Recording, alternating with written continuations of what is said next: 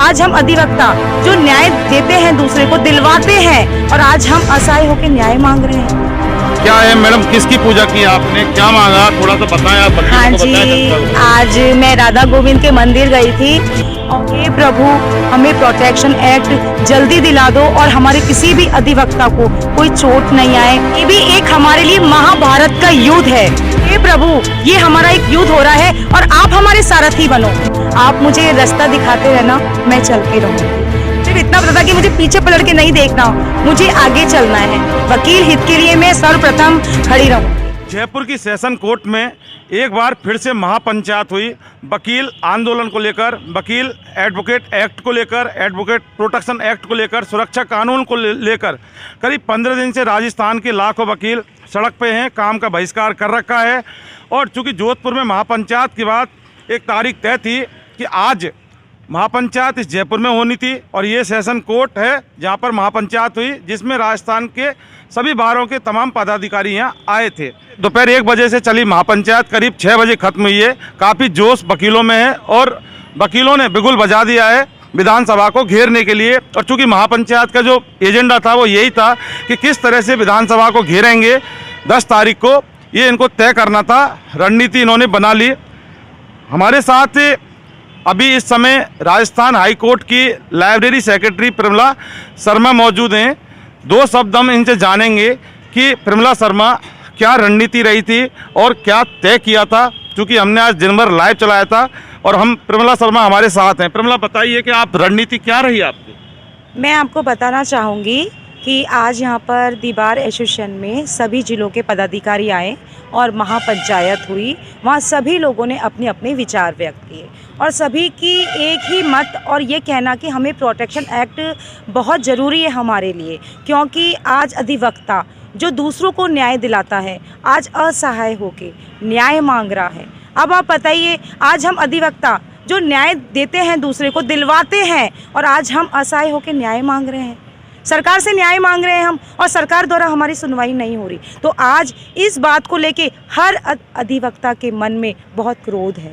आज आप देख रहे हैं दिन प्रतिदिन घटनाएं बढ़ती जा रही है अधिवक्ताओं को लेके। तो इसके लिए हर एक अधिवक्ता के मन के अंदर आक्रोश है और अपने प्रोटेक्शन एक्ट को मनवाने के लिए आज अधिवक्ता हर संभव प्रयत्न करने को तैयार है और हम सब मिलकर विधानसभा का घेराव करेंगे।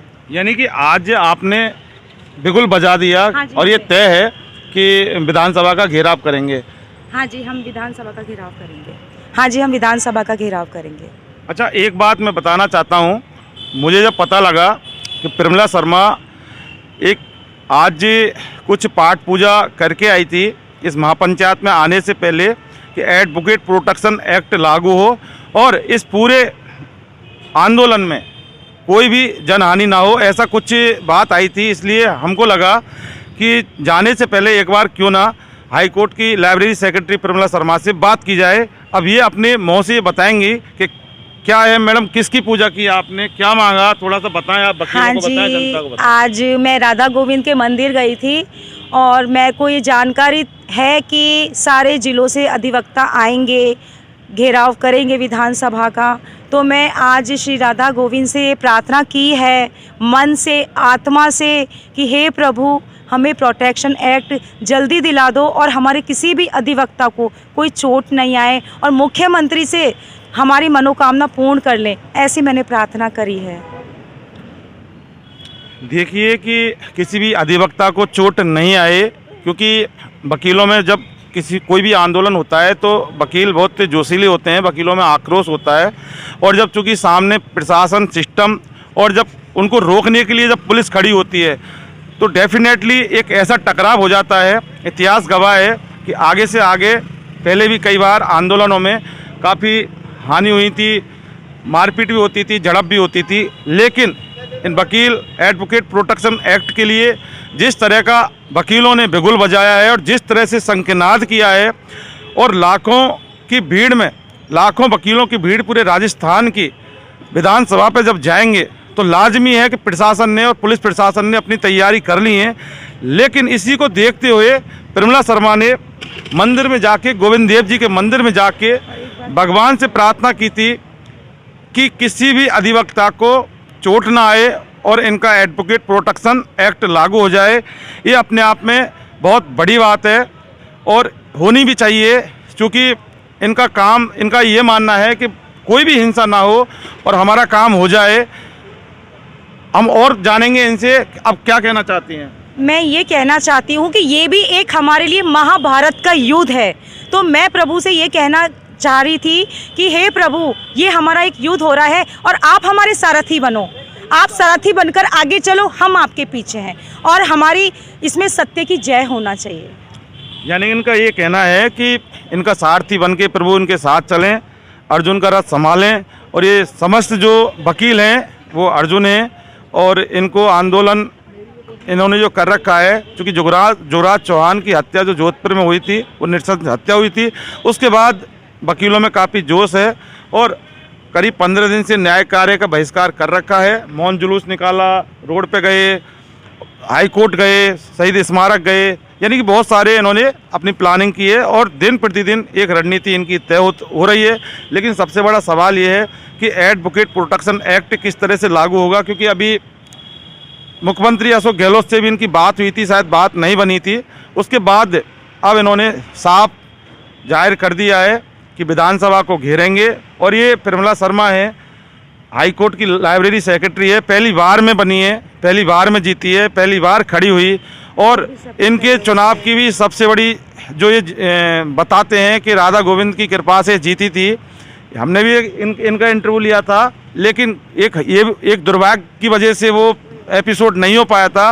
लेकिन आज फिर हम उस पर बात करेंगे, क्योंकि जब भी इलेक्शन होते हैं तो किसी भी कैंडिडेट के साथ कम से कम 10-20 लोगों का लवाजमा होता है। लेकिन ये पहली महिला अधिवक्ता है जो अकेली चली थी, अकेली खड़ी थी, लेकिन जीती अकेली नहीं थी, क्योंकि जिताया इनको वकीलों ने। एक बार रिपीट करें थोड़ा सा। हाँ जी, मैंने ये इलेक्शन जो कंटेस्ट किया है वो राधे गोविंद की कृपा से आगे बढ़ी हूँ। मैंने सिर्फ इतनी प्रार्थना करी है कि हे प्रभु, मैं इलेक्शन में खड़ी हो रही हूँ, आप मुझे रास्ता दिखाते रहना, मैं चलती रहूँगी।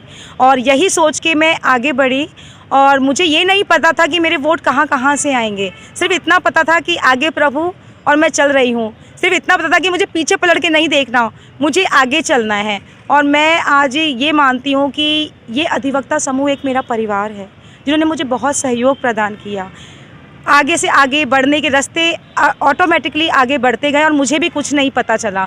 और आज मैं ये सोचती हूँ कि आज मेरी ये जीत है वो मेरी जीत नहीं है, ये सारे अधिवक्ता समुदाय की जीत है कि वो सब जीत गए। और आज मैं उनको ये कहना चाहूँगी, जिन उम्मीदों से आप मुझे लेकर आए हैं, मुझे जिता के लेके आए हैं, और मैं आपकी उम्मीदों पे खरी उतरूँगी, ऐसा मेरा पूर्ण रूप से प्रयत्न रहेगा। और मैं अधिवक्ता हित के लिए हमेशा तैयार रहूँगी। बखूबी आज खड़ी भी रही हैं। महापंचायत में सुबह आई थी, आज शाम हो गई, लेकिन ये खड़ी है, अपना कर्तव्य निभा रही है और राधा गोविंद को बहुत मानती हैं, आदर्श हैं, भगवान की पूजा करती हैं, पाठ करती हैं और चूँकि कर्मों पे विश्वास पहले रखती हैं। लेकिन सबसे बड़ा सवाल ये है कि राधा गोविंद ठीक है, सृष्टि की सारी दुनिया को चलाते हैं, तो इनका ये कहना है कि उनकी नैया से मैं भी चल रही हूँ और इनके सारे जो काम होते हैं उनकी कृपा से होते हैं और इनकी कृपा इनके ऊपर जिस तरह से बनी रहती है। फिलहाल के लिए इतना ही, चूँकि शाम हो चुकी है। कभी हम इनसे एक बार फिर बात करेंगे, जो वायदे इन्होंने किए थे वकील हितों के लिए, उनके लिए इनकी क्या प्लानिंग है और कहाँ तक लाइब्रेरी का विकास किया और बहुत सारी चीज़ें, वो कभी हम इनसे दिन में बात करेंगे। उसी राजस्थान हाई कोर्ट की लाइब्रेरी में इनका इंटरव्यू लेंगे। सबसे पहले जिस तरह से अब आप महापंचायत में आई, इसका मतलब आप वकीलों के साथ खड़ी हो। मैं हमेशा खड़ी रहूँगी, वकील हित के लिए मैं सर्वप्रथम खड़ी रहूँगी। इन्वेस्टिगेशन मीडिया के लिए सेशन कोर्ट से मैं जितेंद्र शर्मा।